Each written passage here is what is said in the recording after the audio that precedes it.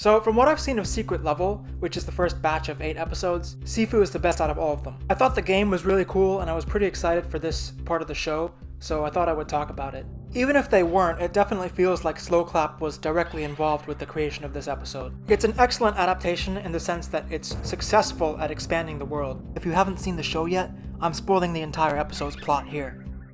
We begin with our protagonist at age 20, and he's having dumplings with an old woman who says she poured her entire life into making them.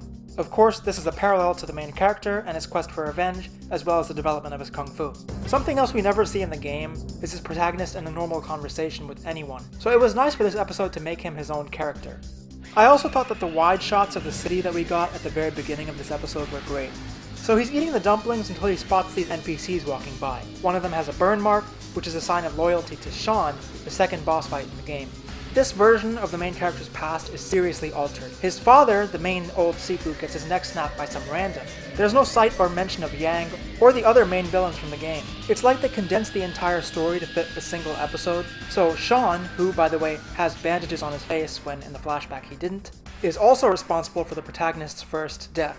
What little fights we do get in this episode are amazing. I don't think the episode ripped any of the moves straight from the game, which is somewhat disappointing, but the general sense of the Pak Mei that the main character uses in the games is pretty faithfully recreated. Whenever the protagonist dies, he enters this sort of astral world where he sees other versions of himself. It seems to me they either swap out, or they train until they're older and then respawn.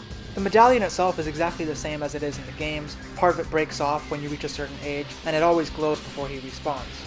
Every single minor slip-up he makes means he dies, and every time he resurrects, he's already taken a portion of his enemies out. I used to think that Daredevil Season 1 had the most realistic hallway fight, but having death be pretty much a guarantee for the protagonist during his fights makes this probably the most realistic hallway fight. By the time he finishes the level and reaches Sean's boss room, which by the way is also a faithful recreation, he's 75.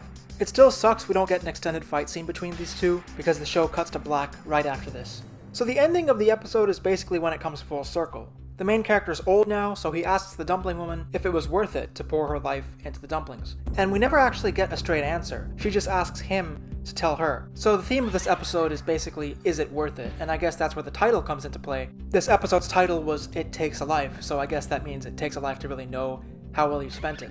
So great episode overall. I really wish it was longer. I'm considering talking about fighting games like Tekken on my channel, or I might start talking about the martial arts characters used, stuff like that to add variety. So let me know if that sounds good to you guys. My next video is going to cover the second act of Abyss Rage, so be ready for that. I hope you all enjoyed this one, and I'm looking forward to your comments.